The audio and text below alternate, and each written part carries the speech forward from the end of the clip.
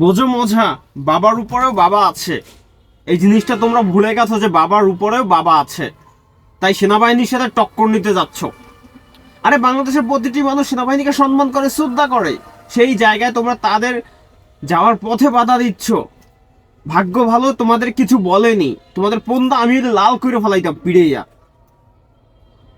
তা আপনাদের কি মতামত অবশ্যই কমেন্ট বক্সে জানাবেন। আর ভালো লাগলে ভিডিওটি শেয়ার করে সবাইকে দেখার সুযোগ করে দিবেন যে বাংলাদেশ সেনাবাহিনীর উপরে কিভাবে অত্যাচার করছে পাহাড়ি।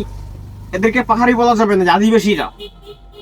আদিবাসী বললেও ভুল হবে, বাঙালি বললেও ভুল হবে। দেখি কি বলবো, রোহিঙ্গার মতন এদেরকে আমরা থাকতে দিয়েছি, এটাই আমাদের হয়তো সর্বোচ্চ ভুল ছিল আজকে থেকে 300 বছর আগে। যাই হোক, আর কথা বাড়াতে চাই না।